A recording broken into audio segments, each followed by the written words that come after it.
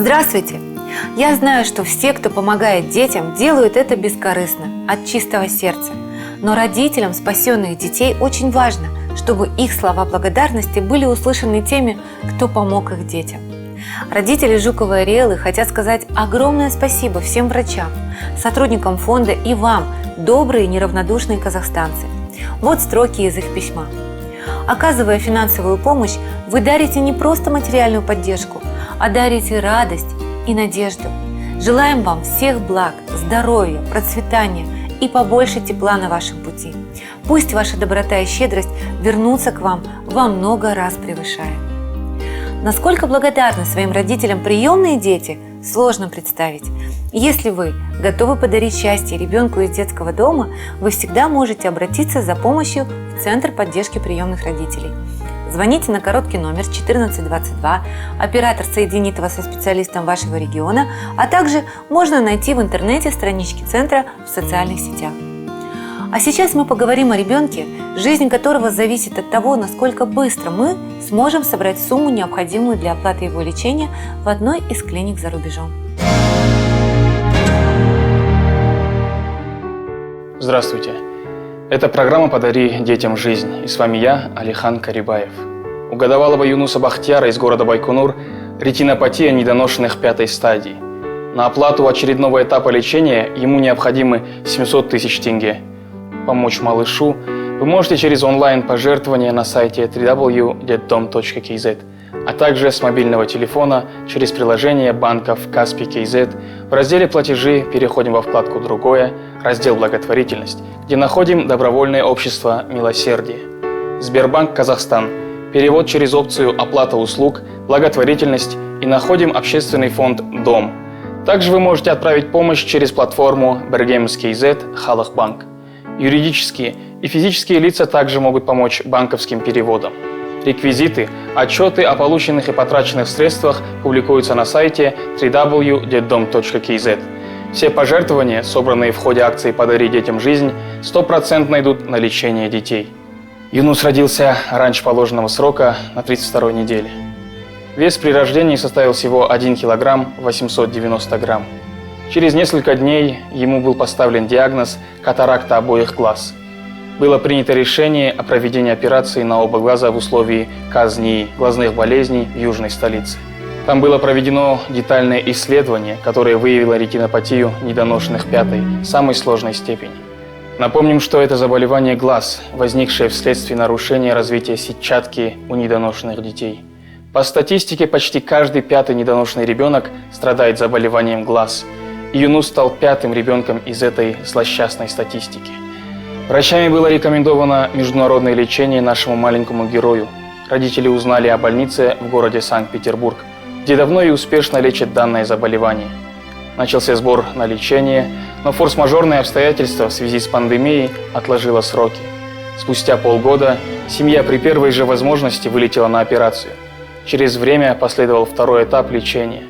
И в ближайшее время мальчика ждут на очередную операцию, которая может остановить регресс зрения. К сожалению, финансовое состояние семьи не позволяет пройти следующие этапы лечения. Отцу семейства пришлось продать свой бизнес, чтобы оплатить первые 2 этапа. И сейчас он вынужден сидеть дома, так как в семье родился еще один ребенок, и мама находится в декретном отпуске. Помощь в сборе необходимой суммы в 700 тысяч тенге вы можете, сделав онлайн-пожертвование на сайте www.детдом.kz и перечислить любую возможную для вас сумму с банковской карточки через интернет. Помощь можно также оказать банковским переводом от физических или юридических лиц. В любой точке нашей страны вы можете сделать денежный перевод через терминалы самообслуживания Kiwi. Более подробно о детях, нуждающихся в лечении, вы можете узнать на сайте www.детдом.kz. Я верю в ваши добрые сердца, и мы вместе сможем помочь маленькому Юнусу спасти зрение. История семьи из Шымкентского детского дома тронула сердца всей съемочной группы. Кирилл, Яна и Валентина остались в этом мире совершенно одни. Их отец пропал без вести, маму лишили родительских прав. Дети ждали, что она одумается, но вскоре мама тоже исчезла. Кирилл, Яна и Валюша смогли достойно пережить этот удар судьбы, и сейчас они верят, что смогут найти семью, в которой их будут любить, будут о них заботиться. Все еще можно исправить. Эти удивительные дети смогут сделать вашу жизнь яркой, наполненной радостью и новым смыслом. Смешные, добрые, солнечные дети. Младшенькая в этой семье Валюшка. Ей 9 лет. Яна чуть старше, ей 11. Самый взрослый в этой троице Кирилл, ему уже 13 лет. Все воспитатели и педагоги отмечают, семья очень дружная. Дети воспитываются в разных группах, и для них нет большего счастья, чем провести время друг с другом. Встречаясь, они не могут наговориться, обсуждают новости, увлечения, победы. Я занимался боксом год. Еще ходил на футбол, но пока не играю. Когда я участвовал в соревнованиях по боксу, занимал 1 и 2 места. Я хочу стать боксером, как Геннадий Головкин.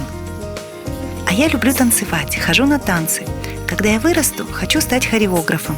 Буду преподавать маленьким детям.